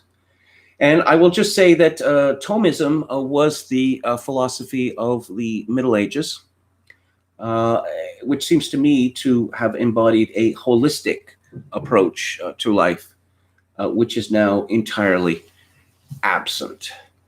So a very strong positive recommendation for After Virtue, but again, with the caveat that it is somewhat recondite. And unless one is trained in philosophy, which I am not, this is a book which requires several readings to fully understand. So let's have a final go at the chat here. Josh Randall, Ghislaine Maxwell dies of assisted aneurysm. Yeah, we're already making jokes about this woman's murder. We're joking about the murder of a woman. And once again, that's a bad sign. I understand the jokes. Many of them are funny. But it is a very bad sign. Let's see. Ashley Bravo says, I have a metronome playing in my head. Michael Mabus responds, are you also smelling burnt toast? Chad Chadson says, help Kevin out with a few shekels. His PayPal is kevin_grace@hotmail.com. I endorse that message. Michael Mabus says, I studied philosophy. Books that require multiple readings to understand aren't really my cup of tea, to be honest. Well, how much does one get in terms of knowledge from a single reading of anything? I think that's the point. I mean, novels are a little different from monographs. Anyway, that's the show for today, and that is the show for this week. What's coming up? On Theater Thursday, one of my very favorite films. It's a bold, audacious film. It's a celebration of life by Bob Fosse, and it's an autobiography of a sort. It's called All That Jazz. On July the 16th a work which has not yet been canceled, but I suspect that it is going to be very soon. It is John Ford's 1956 Western classic, The Searchers, starring John Wayne, and a weird, wild movie, which is actually about the existence of God. It's by William Peter Blatty from 1980, and it's called The Ninth Configuration. And on July the 30th, another weird, wild, and wonderful film. It's a tale of a dystopian future from John Poorman, 1974, Zardos. And on the book club next week, we are discussing a novel, The Assassination of Jesse James by Ron Hansen. On July the 17th, Alec Berenson's anti-marijuana tome, Tell Your Children. On July 24th, a novel about the centrality of location, The Napoleon of Notting Hill by G.K. Chesterton. And on July 31st, Ryan Landry's new book, Masculinity Amidst Madness. Thank you all for tuning in, viewing, or both. If you like the show or any part of it, I would appreciate it if you click on the like button and subscribe to my YouTube channel if you have not done so previously.